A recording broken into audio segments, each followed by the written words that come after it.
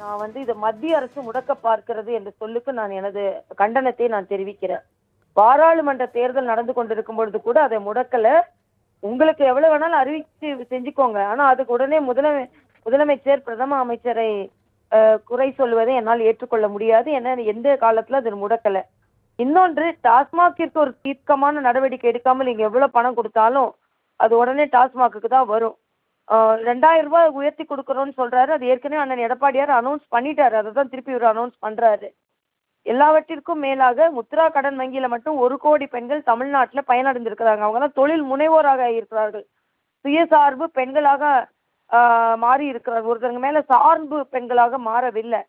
அதனால இது அப்பட்டமான போன முறை ஏன் பொங்கல் பரிசு கொடுக்கலன்னு கேட்டபோது துரைமுருகன் தேர்தல் நேரத்துல கொடுக்கலன்னா மறந்துடுவாங்க, அதனால தேர்தல் நேரத்துல கொடுக்கலான்னு சொல்லிட்டு இந்த வருஷம் அனௌன்ஸ் பண்ணாங்க.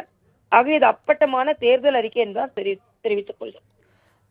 அதே போல முதலமைச்சர் மு.க.ஸ்டாலின் இன்று காலை வெளியிட்ட வீடியோல முன்பணம் கொடுக்கப்படுவதை பாஜக முடக்குகிறது அப்படின்ற ஒரு குற்றச்சாட்டையும் குறிப்பிட்டு பேசியிருக்கிறார் இல்லையா? அது தொடர்பாக சொல்லிட்டேனேமா, முடக்கிறது இல்லை, முடக்க இல்லை என்றதான் அது முதல்லயே அதற்கான கண்டனத்தை நான் தெரிவிச்சுட்டேன். பாராளுமன்ற தேர்தலையும் அது முடக்கலையே.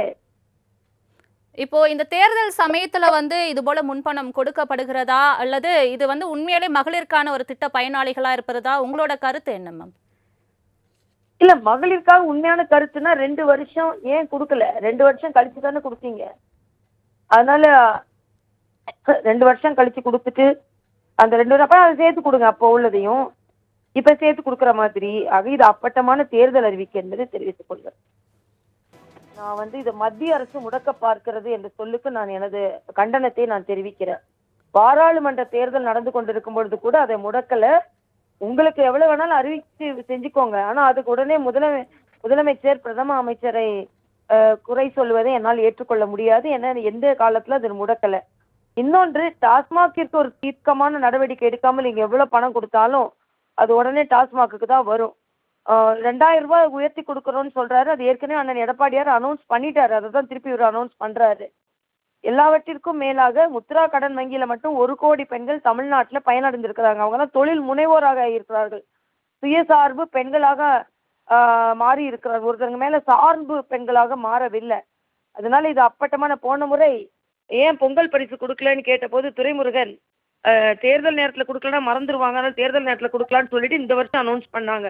ஆக இது அப்பட்டமான தேர்தல் அறிக்கை என்றால் தெரிவித்துக் கொள்கிறேன்.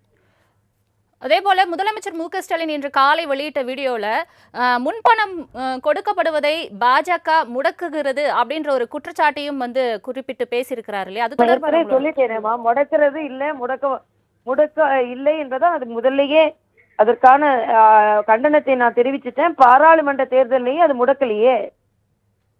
இப்போ இந்த தேர்தல் சமயத்துல இது போல முன்பணம் கொடுக்கப்படுகிறதா அல்லது இது உண்மையிலே மகளிருக்கான ஒரு திட்ட பயனாளிகளா இருப்பதா உங்களோட கருத்து என்ன மேம்? இல்ல, மகளிருக்காக உண்மையான கருத்துனா 2 வருஷம் ஏன் கொடுக்கல? 2 வருஷம் கழிச்சு தானே கொடுத்தீங்க. அதனால 2 வருஷம் கழிச்சு கொடுத்துட்டு அந்த 2 வருஷம் அப்ப அதை சேர்த்து கொடுங்க. அப்போ உள்ளதையும் இப்ப சேர்த்து கொடுக்குற மாதிரி. ஆக இது அப்பட்டமான தேர்தல் அறிவிக்கை என்பதை தெரிவித்துக் கொள்கிறேன். இணைப்பில் தங்களது கருத்துக்களை பகிர்ந்ததற்காக நன்றி திருமதி தமிழிசை சவுந்தரராஜன்.